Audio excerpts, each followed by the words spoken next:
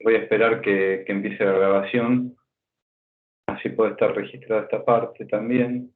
Bien, entonces les decía, vamos a tener que considerar algunos factores que tienen que ver no solo con cómo actúa un medicamento, sino algunas cosas que en función de eso van a influir más allá de la acción del medicamento en lo orgánico. ¿Qué quiero decir con esto? Si nosotros recibimos un paciente que está con tratamiento psiquiátrico y quiere retomar o hacer por primera vez un tratamiento psicológico, vamos a tener que considerar qué es lo que vamos a interrogar al principio.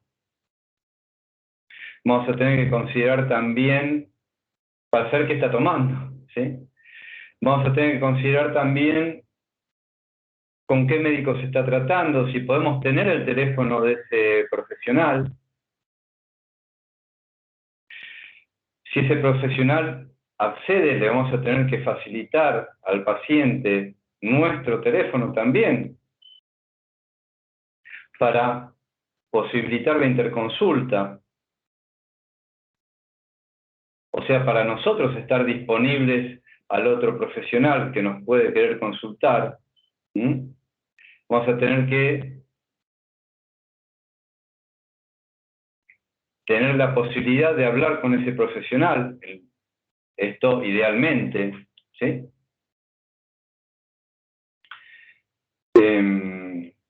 Entonces, eso es parte de lo que tenemos que tener presente. Puede ocurrir que el paciente tenga un profesional que no se comunica, puede pasar, que no se comunica con el psicólogo, o que el paciente tampoco le diga, puede pasar también, ¿sí? Que nosotros necesitemos, idealmente, o querramos tener una interconsulta con ese profesional, pero ese profesional no nos llame, porque no considera que tiene que llamarnos, porque el paciente no lo habilita. Pero nosotros tenemos que estar disponibles a eso. Y tenemos que promover la eventualidad de una interconsulta. De lo cual luego veremos la frecuencia según las características del caso. ¿Me explico? Sí, Bien. profe. Igual es lo ideal eso, ¿no? No sería lo ideal porque es un trabajo en conjunto, integral. Por supuesto. Debería, no sé. Sí, claro. Y aparte, me imagino, aparte de la medicación psiquiátrica que puede o no tomar un paciente, saber si toma, no sé, medicación endocrinológica o si está en Totalmente. tratamiento de diabetes, porque entiendo que también tiene sus efectos bueno, de manera integral. Sí, totalmente. Es que la historia clínica debería contener todos esos datos. Sí, absolutamente, sí. Sí, yo por lo menos lo registro. De todas maneras es interesante lo que están diciendo, porque no solo lo tenemos que tener presente para medicamentos psiquiátricos, sino para otros medicamentos, por ejemplo, lo que tiene que ver con los fenómenos endocrinos o ¿cómo se llama? Psicosomáticos, pero ahí nuestra interacción no va a ser la misma. Si un paciente, con un paciente psicosomático, la interacción no es la misma, con un paciente epiléptico tampoco. Si la interconsulta me refiero, ¿sí? ¿Por qué? Porque no somos médicos, ¿está? Depende del caso, acá vale el caso por caso. Pero Sí, no nos vamos a enganchar tanto en lo... No nos vamos a enganchar en lo orgánico ahí. ¿Está? No, yo lo decía porque entiendo que hay medicación que obviamente tiene sus efectos en la parte psicológica también, Sí, sí, sí. sus conductas, más lo endocrinológico. Sí, sí, sí, totalmente. Totalmente. Tenemos que considerar todas las dimensiones lo más posible. Sí, sí, estoy de acuerdo. Estoy de acuerdo. Pero si nosotros estamos realizando un tratamiento, por ejemplo, en un paciente psicosomático, bueno, lo orgánico va a ir por un carril y nosotros podemos tener cierto saber qué está tomando, etcétera, pero no vamos a empezar a hablar de los efectos del medicamento en el país, vamos a hablar de otras cosas. ¿Sí? Claro, sí, sí, por supuesto. Okay. Sí, sí. Gracias. Bien. Esto lo digo de una manera bastante rápida, hay un montón de complejidad con eso, pero bueno, como para tenerlo presente. Bien, voy a volver a compartir pantalla.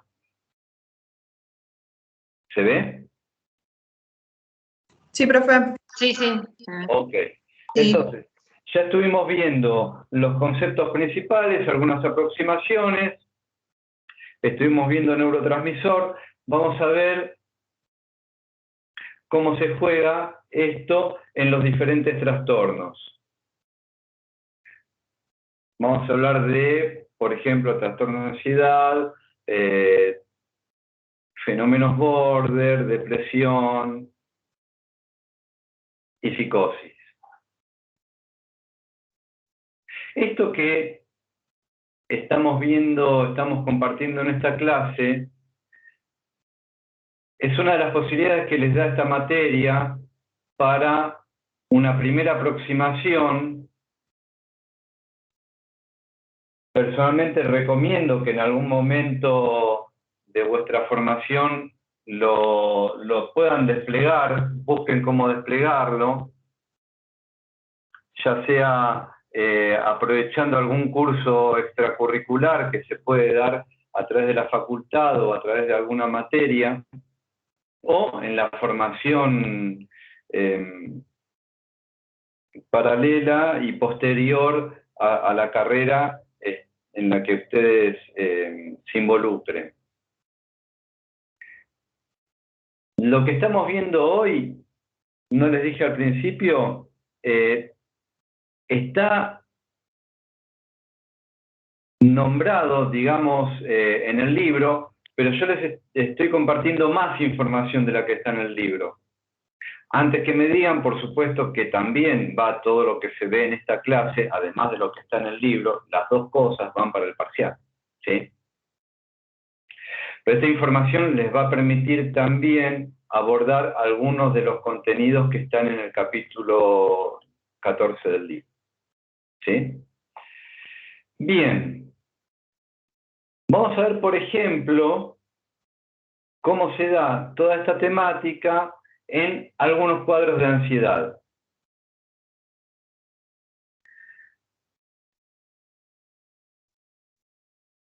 Hay distintas teorías respecto a la etiología de los cuadros de ansiedad. En esto, por supuesto, tenemos que tener presente que la etiología puede ser orgánica, depende no solo de los cuadros de ansiedad, en cualquier cuadro.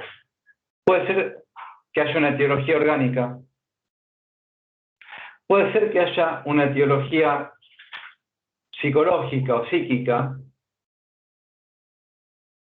que va a provocar efectos orgánicos. ¿Esto qué quiere decir? Tenemos que ver dónde está la causalidad. Si la causalidad es principalmente orgánica o principalmente psíquica.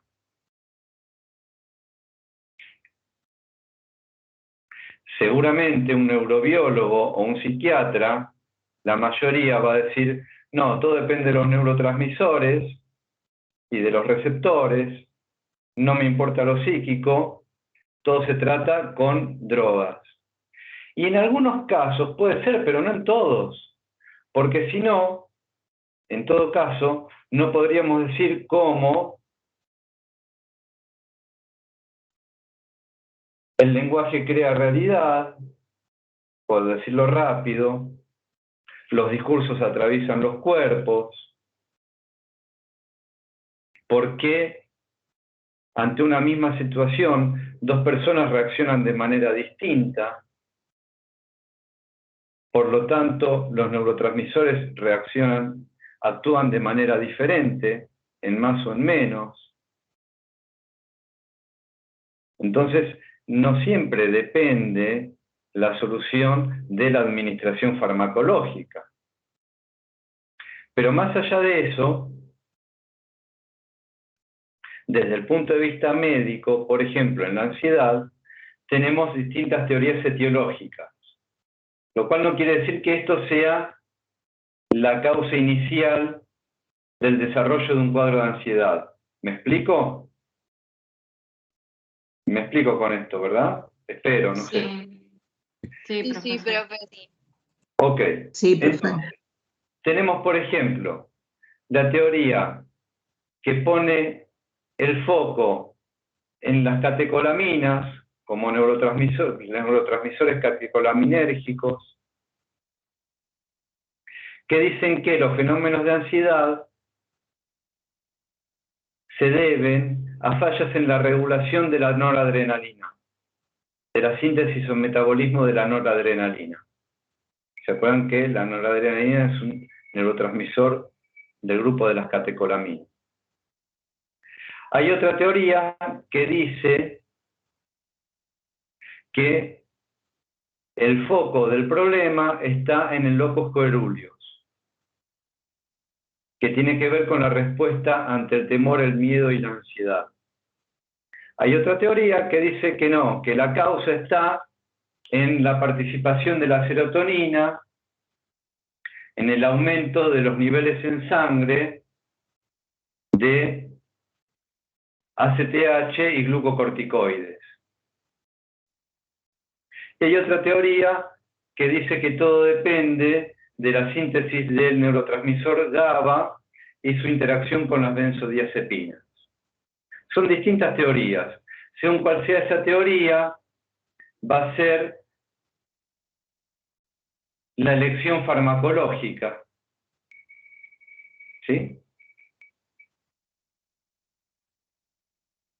Dentro de los fármacos en el tratamiento de la ansiedad, tenemos los que tienen como componente las benzodiazepinas y los ansiolíticos no benzodiazepínicos. Dentro de las benzodiazepinas, los más conocidos son el diazepam, el alprazolam y el lorazepam. ¿Cuáles son los mecanismos de acción? Algunos, por ejemplo, aquellos que tienen que ver con el incremento de la concentración en el espacio sináptico de aquel neurotransmisor que en algún momento hablamos de él, creo que fue cuando hablamos de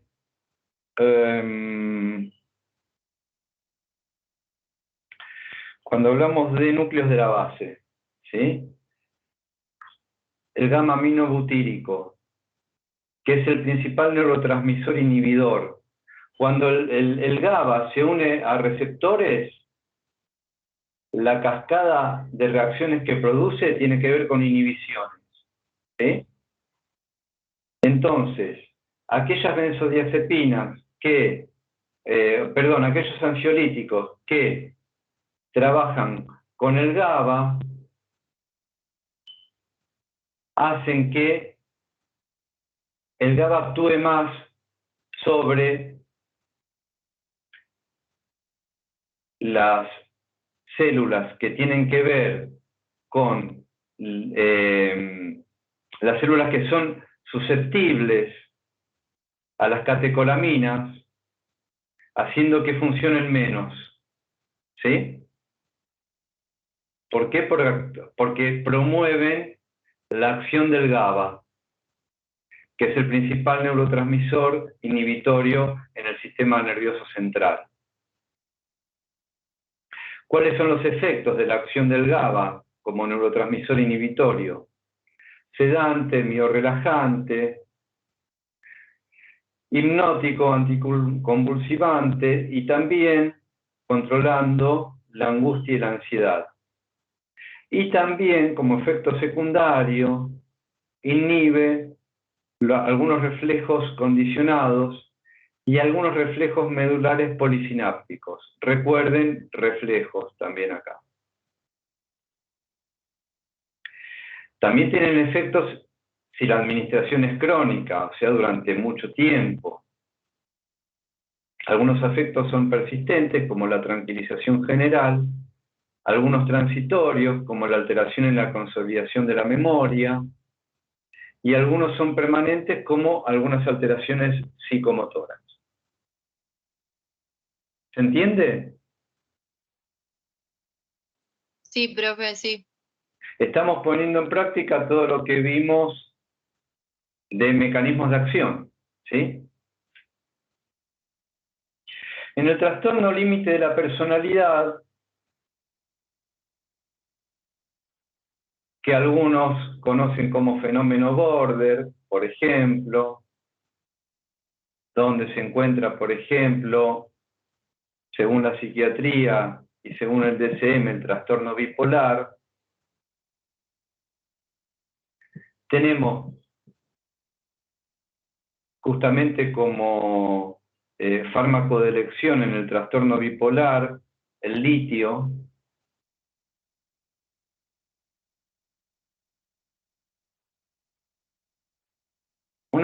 cuyas características, estoy yendo principalmente al tema de biodisponibilidad, antes del mecanismo de acción. Una de las características es que tiene una muy buena tasa de absorción, se absorbe muy rápido, muy fácil, y no tiene metabolismo hepático. Por lo tanto, tiene una vida media bastante prolongada, de 24 horas, alcanza la concentración ideal a los 5 o 6 días y a partir de ahí, en la administración constante y regular, se mantiene esa concentración. Por eso, en general, a los 7 días se hace una litemia, o sea, se mide la concentración de litio en sangre. ¿Por qué? Primero porque se está midiendo que la concentración sea la ideal, que no sea ni baja, como para que produzca el efecto que se quiere buscar, que sea la concentración que tiene que tener, que no sea menor a la que tiene que tener, pero tampoco que se sobrepase esa concentración.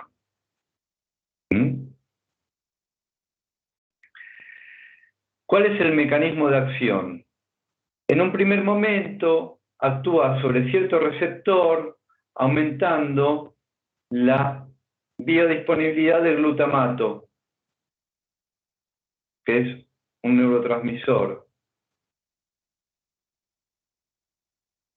modulando justamente la neurotransmisión del glutamato, que es uno de los neurotransmisores involucrados en este fenómeno, en este cuadro, mejor dicho. ¿Sí? Bien administrado, es muy seguro y es muy eficaz, principalmente en los casos de manía. Bien administrado, bien tomado, etc. Si la terapéutica con litio no es exitosa, se recurre principalmente al valproato.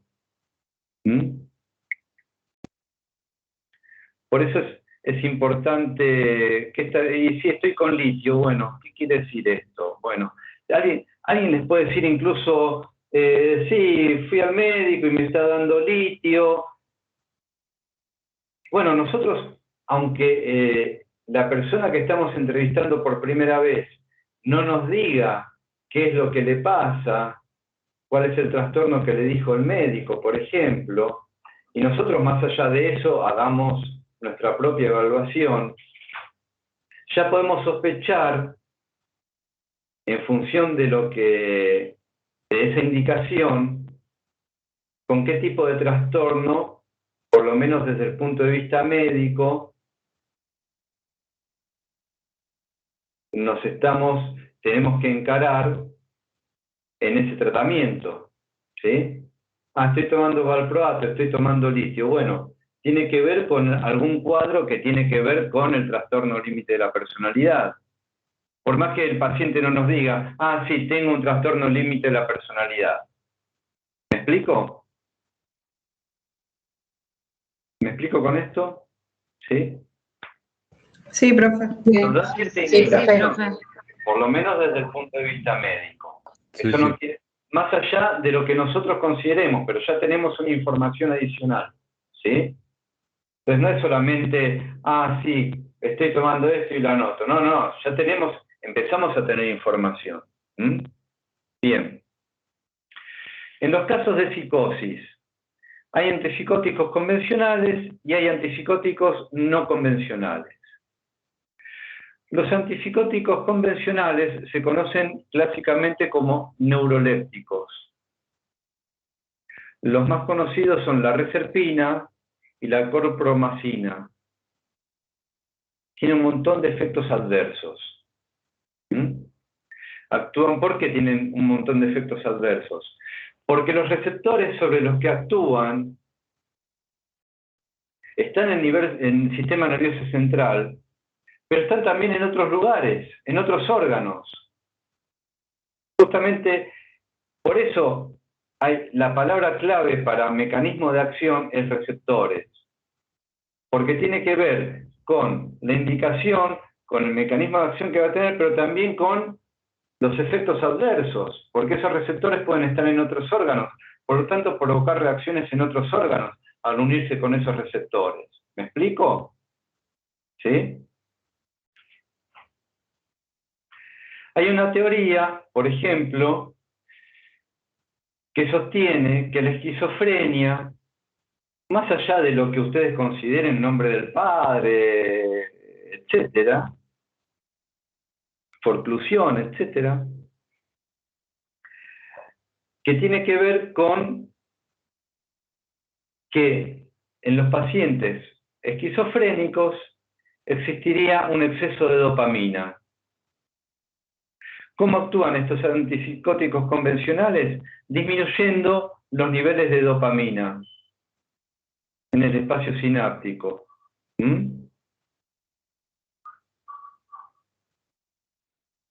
Por ejemplo, la chlorpromazina es un antagonista de los receptores de dopamina. ¿Sí? Por lo tanto, ocupa esos lugares impidiendo la acción de la dopamina con toda la cascada de reacciones. Ese sería un ejemplo de antagonismo. El haloperidol, que en su momento fue también muy utilizado.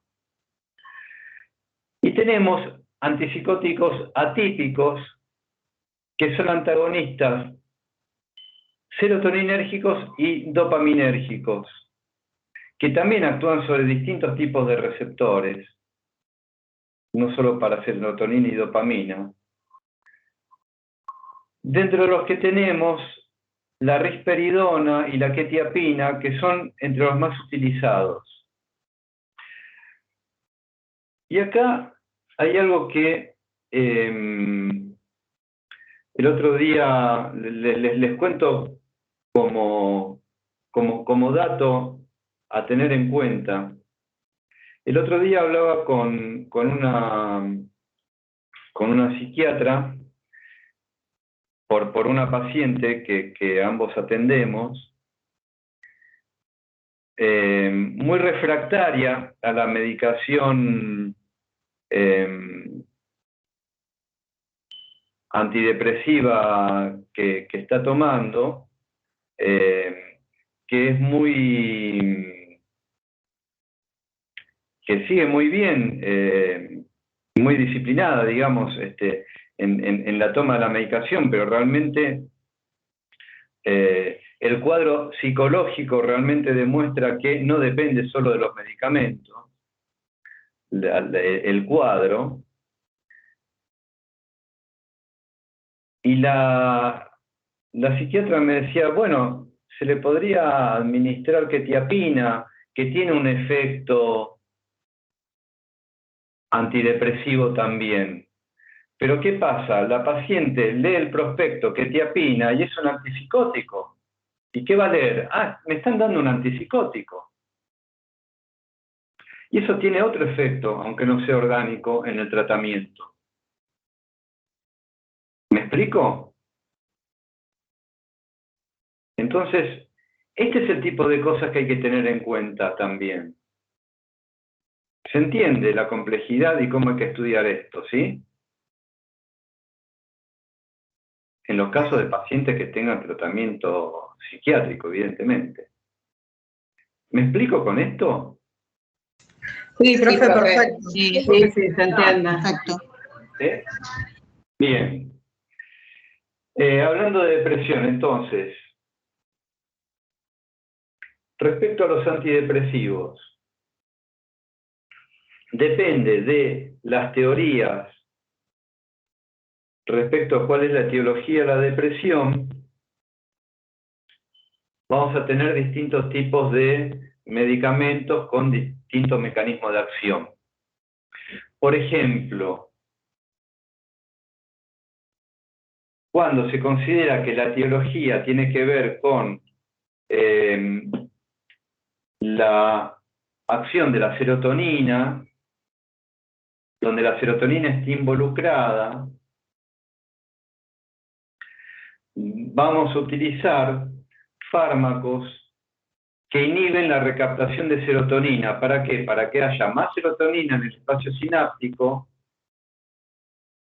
que pueda ejercer su acción, porque cuando esta teoría dice cuando hay menos serotonina, hay depresión. Entonces, ¿qué hago? Hago que haya más serotonina en el espacio sináptico. ¿Cómo? Para que se una más veces a receptores. ¿Cómo? Inhibiendo la recaptación por parte de la neurona eferente. Y hay otros medicamentos que actúan inhibiendo a una enzima que es la monoaminooxidasa. ¿Qué hace la monoaminooxidasa? Degrada el neurotransmisor, o sea, degrada la serotonina. Entonces, lo que yo hago acá es que haya más serotonina ejerciendo su acción, inhibiendo la enzima que degrada la serotonina. ¿Me explico? No actúo sobre la recaptación, sino inhibiendo la recaptación, sino inhibiendo la enzima que la degrada, que la procesa metabólicamente. Ahora, ¿qué pasa? La monoaminoxidasa también actúa en otras vías metabólicas. Entonces tengo que tener en cuenta cuánto administro, porque va a tener efectos secundarios en otras vías metabólicas. ¿Me explico? ¿Me explico con esto? ¿Gente? Sí, profe. ¿Solo? No, solo no. Sí, se explica, profe. Hola. Sí, se entiende. Hola. Prendo Sí, cámara. profe. Ahí Sí, estoy. entendimos. Sí, profe, sí. Sí, estamos. Ok. No tenía retorno de ustedes porque se había apagado el parlante. Ok. Bien.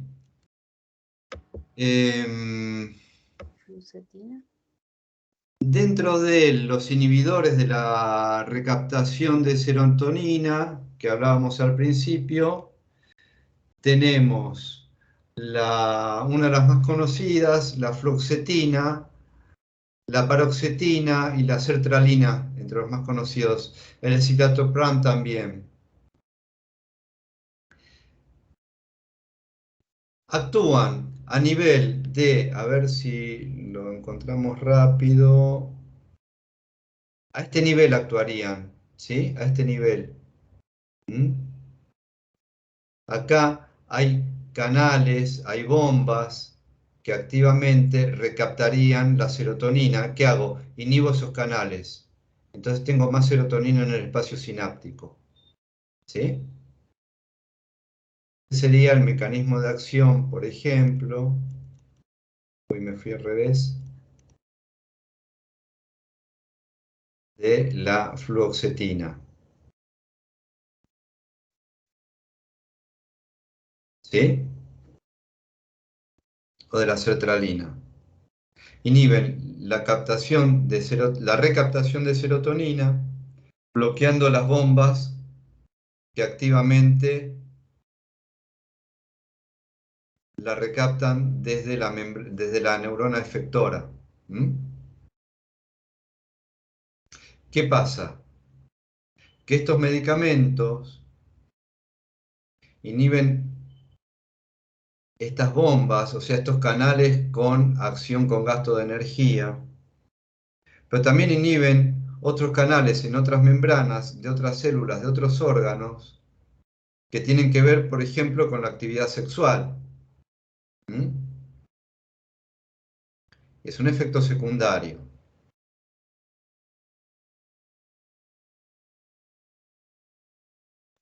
¿Para qué cuadros están indicados estos medicamentos? Para el trastorno de pánico, para el trastorno obsesivo compulsivo o para el trastorno depresivo mayor.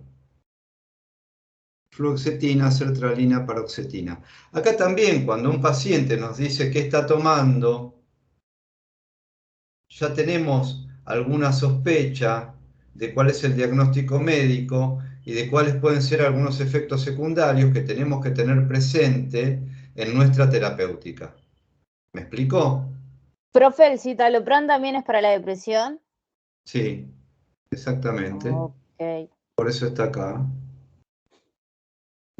Justamente, es uno de los más indicados directamente. ¿Sí? Es uno de los fármacos de elección para la depresión. ¿Sí?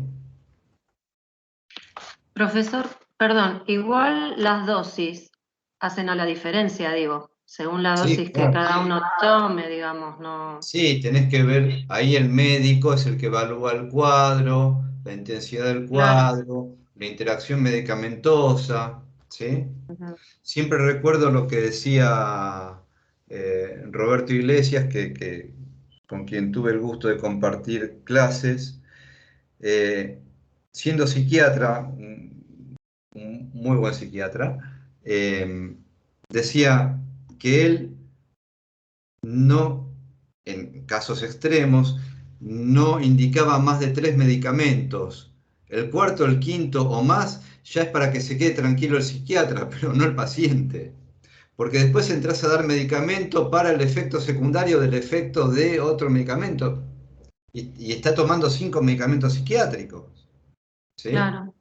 Pero y aparte me imagino que si está todo cubierto por el fármaco, tiene que tener también una franja para poder elaborar en análisis, porque es Bueno, un justamente, complemento. ese es el tema, ese es el tema. Hay gente que está tan impregnada que ya no puedes Claro, trabajar. A mí me ha pasado, ¿eh? Y la verdad que eh, no, me pasó con un caso que realmente me dio muchísima pena porque no pasamos de 3 sesiones porque no tenía capacidad para... Este, para pensar por sí misma en lo cotidiano, ¿sí? Ya está totalmente dependiente, ¿sí?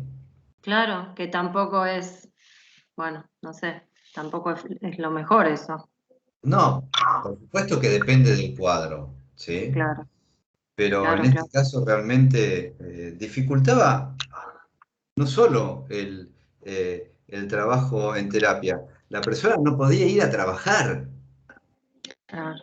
¿sí? O sea, no podía viajar al trabajo. Por eso, ¿hasta qué punto, no? Porque Bueno, claro, por eso. la eficacia, ¿es eficacia hasta qué punto? ¿Lo es y No, no lo es? totalmente, sí, sí, totalmente. Bien.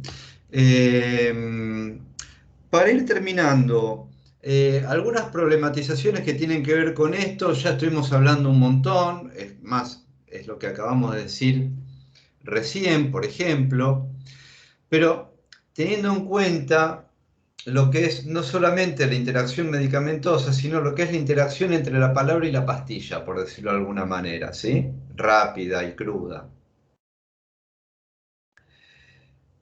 Y esto considerando también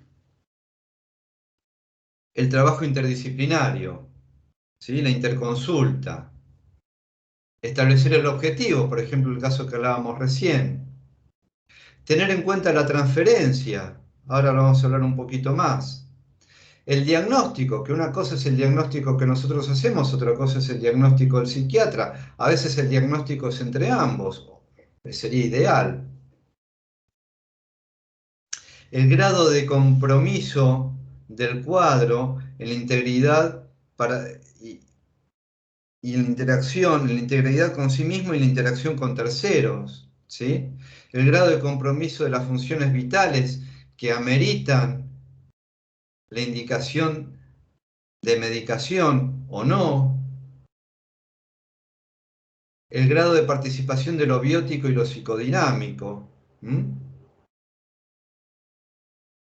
y tener en cuenta que actúan tanto los psicofármacos como la palabra, a veces de manera conjunta y de manera sinérgica y a veces antagónica. Y cómo la medicación y también la palabra participa en el equilibrio homeostático, porque si yo, incluso ante pacientes que no toman ningún tipo de medicación, y esta es una de las de las cosas que hay que considerar en la práctica clínica, en el furor sanandis, uno a veces con una intervención habilita ciertas ansiedades para las cuales el paciente o el analizante no está todavía más allá de las ansiedades y angustias a las que se va a enfrentar seguramente, pero no hay que apurarlo a eso, ¿está? Porque yo con una intervención puedo estar apurando un estado de angustia porque justamente no esperé lo que tenía que esperar. Ahí es cuando se dice que la resistencia no es del paciente sino del analista. ¿Está? ¿Me explico con esto? Por lo tanto, vean si no interviene la palabra en la angustia y en la ansiedad. Si la palabra no tiene que ver con la liberación de mayor o menor neurotransmisor, por ejemplo. ¿Sí? Respecto a factores inespecíficos del tratamiento que tenemos que tener en cuenta. Esto está muy bien elegido como temática en el capítulo del libro. Las características del paciente, las características del terapeuta, las características y formación del terapeuta y del médico, el entorno familiar, el entorno sociocultural, todos esos son factores inespecíficos que van a influir en el tratamiento, sea cual fuera el tratamiento. Y también la transferencia, porque tengamos presente algo muy, muy, muy importante. En estos casos, hay una transferencia médico-paciente, hay una transferencia analista-analizante, y puede haber una transferencia médico-analista. Estas tres transferencias se ponen en juego en el tratamiento. no solo la transferencia analista-paciente o analista-analizante o psicólogo-paciente. Ese paciente o analizante también tiene una transferencia con su médico, ¿sí? A veces, incluso cuando no es un paciente con medicación psiquiátrica, es un paciente, por ejemplo, que con algún trastorno psicosomático o incluso que va a la nutricionista. En general son nutricionistas mujeres, ¿vieron? También hay una transferencia ahí que nosotros tenemos que considerar, porque está puesta en juego, aunque no se diga, está dicha, ¿sí? Y también cuando interactuamos con el profesional hay una transferencia médico-analista. Se ponen en juego estas tres transferencias, aparte del entorno familiar y aparte del entorno sociocultural. ¿Está? También para tener en cuenta. Finalmente, primeras entrevistas. Temas a tener en cuenta, porque tienen que ver también, están de alguna manera emparentadas, hay una zona un poquito gris o de transición o de intersección entre el discurso médico y el discurso psicológico y el discurso analítico. Principalmente esto cuando trabajamos a nivel institucional, es donde hay que tenerlo muy en cuenta, cuando trabajamos en salud mental. Y es más, muchas veces las primeras prácticas son en instituciones. Entonces, este tipo de discurso se da muchísimo y tenemos que tener en cuenta este tipo de entrevistas donde consideramos la prosopografía, que tiene que ver con cómo se presenta el paciente en las primeras consultas, la indumentaria, el porte, la actitud, a lo cual nosotros a esto podemos o no, algunas de esas características, elegirlas y darle estatutos de significante, o no, depende de nuestro marco teórico. Tener en cuenta la entrevista semiabierta al principio, donde voy a evaluar la orientación autopsíquica y alopsíquica y voy a realizar una anamnesis. Voy a indagar sobre el esquema de tratamiento actual del paciente, si está tomando psicofármacos u otro tipo de medicamentos. Y a partir de ahí, y esto entre paréntesis, voy a ir sospechando o empezando a trabajar, aproximándome, tal vez, en cierto diagnóstico presuntivo. Todo esto mediado por lo que conocemos como disociación instrumental, donde el profesional está presente como profesional y no como persona.